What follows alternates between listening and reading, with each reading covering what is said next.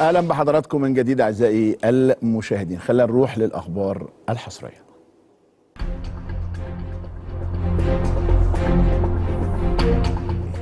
طيب النهارده خبر عدم وجود الكابتن الخطيب في النادي الاهلي لرئاسه لجنه الكوره او التخطيط عمل حاله من البلبله والقلق، خصوصا انه في كلام كتير طلع ويعني كتير جدا من الاجتهادات وكثير منها على فكره صحيح. حاله الكابتن الخطيب بالظبط عشان حضراتكم تبقوا عارفين، كابتن الخطيب في اثناء مشاركه الاهلي في كاس العالم للانديه في المغرب الشقيق جات له كورونا كان دمها تقيل شويه، حضر اول مباراه لو تفتكروا وبعدين ما حضرش الثلاث مباريات اللي بعد كده. لما رجع الدكاتره قالوا له من فضلك ترتاح خالص خالص، لانه كورونا دمها تقيل وهجمت حته ضعيفه في الجهاز التنفسي. انا بقول لك كلام الدكاتره بالظبط يعني. كابتن الخطيب ضرب عرض الحائط بكل تعليمات الاطباء واشتغل مع النادي ومع الفرقه ومع يعني المتطلبات اللي موجوده في النادي، وبدا يشتغل. وبعدين جه بقاله 4 ايام بدا يتعب، الكحه زادت جدا جدا، انا بقول لك بالتفصيل يعني زادت جدا جدا لدرجه انه وصل في الاخر تقريبا مش قادر على الكلام، يعني ايه بيتكلم بصعوبه بالغه يعني، لانه زي ما بقول لك الكورونا كانت هجمت حته ضعيفه في الجهاز التنفسي يعني. كونسولته دكاتره راحوا له عدد من الدكاتره، يعني في النهايه جابوا انبوبه اكسجين كبيره دي اتحطت في البيت عنده بحيث انه يتنفس هذا الاكسجين. منعوه تقريبا من الكلام والاكل، يعني تقريبا بيتغذى على المحاليل، يعني ما فيش حاجه، يعني ما فيش حاجه بياكلها لانه هو كمان مش عارف ياكل، يعني هو كان صايم لحد النهارده.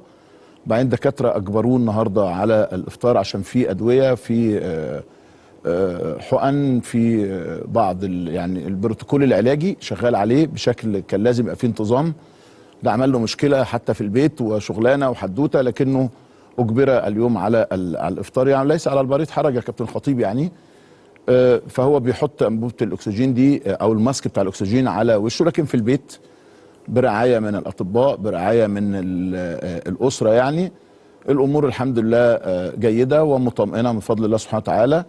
الموضوع هياخد كمان نقدر نقول 48 ساعه. هو عايز يحضر مباراه الاهلي والهلال، هو مصمم على حضورها في الاستاد، لكنه الجانب الطبي رافض حتى هذه اللحظه انه يحضر يعني. بس قالوا له هنشوف الحدوته ماشيه ازاي. ما بيتكلمش يعني، ما بيتواصلش تليفونيا من امبارح مع الساده الافاضل داخل النادي، لكنه الامور الحمد لله يعني بيسموها بالانجليزي يعني ستيبل، يعني ثابته، ما فيش مشاكل الحمد لله. الامور نقدر نقول بتتحسن يعني، من حسن الى احسن. محتاج الى الراحه، محتاج الى عدم الكلام، محتاج الى عدم المجهود، وان شاء الله باذن الله خلال ايام يعود الى ناديه بامر الله سبحانه وتعالى. دي حاله الكابتن الخطيب بالتفصيل، ربنا يا رب يشفيه ويعافيه. نموذج للاخلاق والاحترام والادب والسلوك والقياده وكل حاجه جميله جدا داخل النادي الاهلي. الف سلامه عليك يا كابتن الخطيب.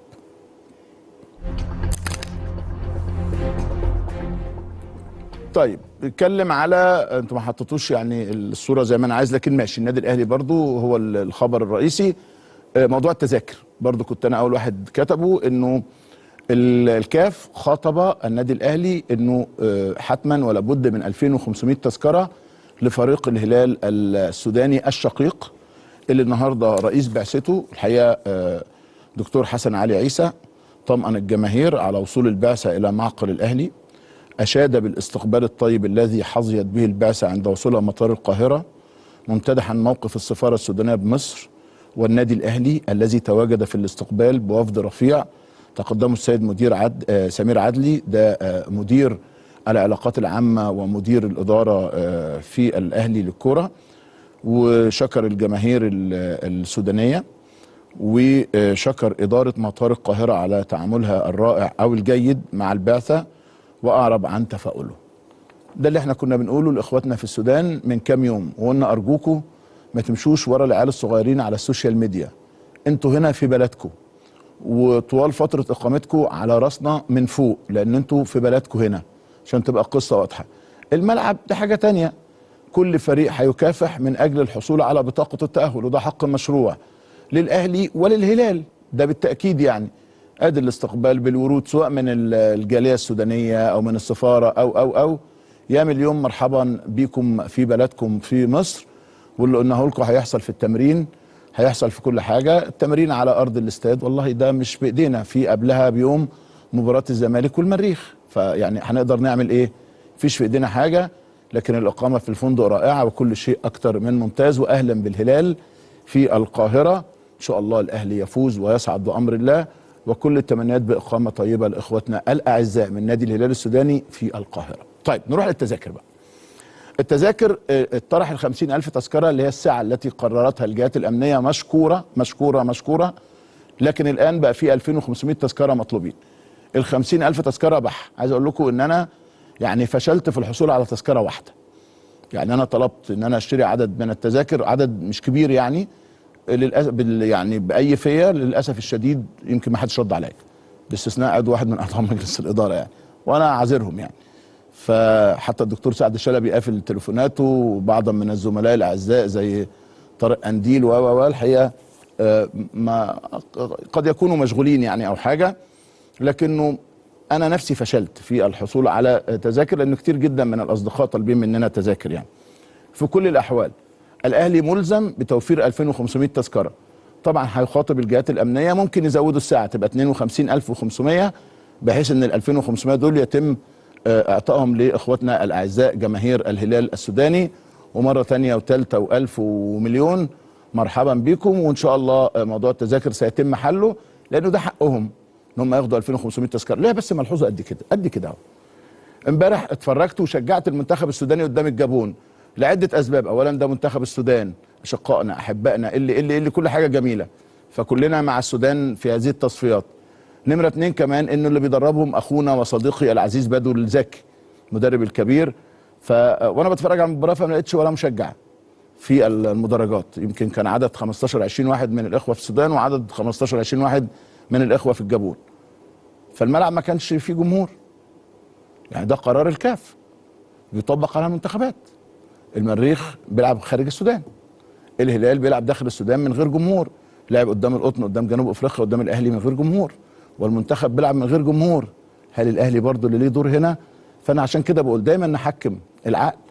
الولاد الصغيرين يكتبوا على السوشيال ميديا يكتبوا، يعني واضح انه شويه في نوع من انواع عدم المسؤوليه عند بعض من اخواتنا يعني هناك، لكنه كاداره بقى وكصفحه رسميه للاخوه الاعزاء في الهلال ارجو ان ده يكون واضح، وانه ده يتوضح للجماهير. يعني ادي قصه التذاكر من اولها لاخرها، وان شاء الله تتحل على خير.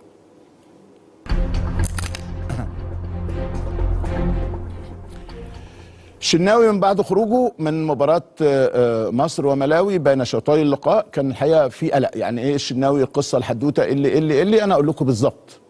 الشناوي اصيب بكدمة في الفخذ، كدمة في الفخذ.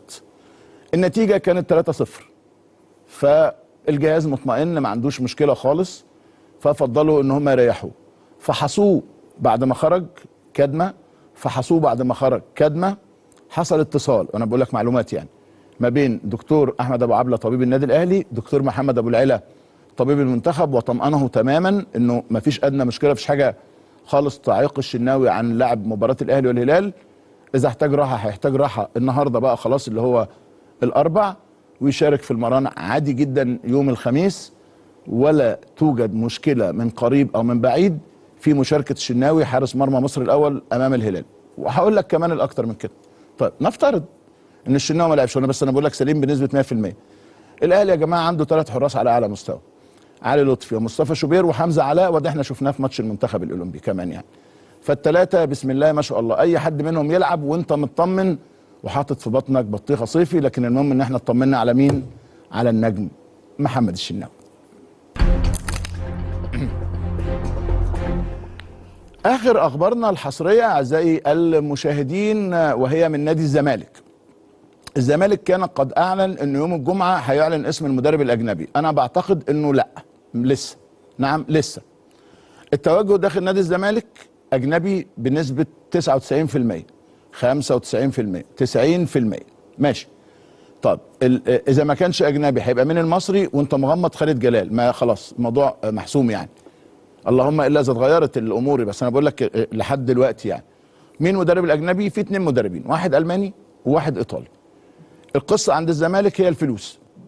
قالوا له بالدولار، في احنا عندنا بادجت معين، رقم معين هندفعه عشان ظروف الدولار اللي موجود هنا. لو عايز بالمصري احنا ما عندناش مشكله بقى في المصري، ما عندناش مشاكل خالص في المصري ايا كان الرقم يعني، بس طبعا رقم في المعقول يعني. نادي الزمالك ما عندوش ازمه، لكنه الزمالك انهى مفاوضات لسه. الزمالك سيعلن يوم الجمعه، غالبا لا، غالبا لا. طب الجهاز شكله ايه؟ اداره نادي الزمالك بتفضل ان الجهاز كله يكون اجنبي. الجهاز كله يكون اجنبي، دي اداره نادي الزمالك. ليه الزمالك محتاج مدرب اجنبي او يعني بيسابق الزمن عشان مدرب اجنبي؟ لانه عنده بطوله السوبر، هو خلاص ضامن لانه بطل الدوري. الفائز من الاهلي وبيراميدز يوم 10 من ابريل طبقا لما اعلنته الرابطه بالامس، عفوا اتحاد الكوره، كاس مهمه اتحاد الكوره، مسؤوليه اتحاد الكوره. اللي هيفوز منهم يوم 10 ابريل هيلاعب الزمالك في شهر مايو في الامارات بامر الله سبحانه وتعالى. ده بالنسبه للسوبر شهر 5.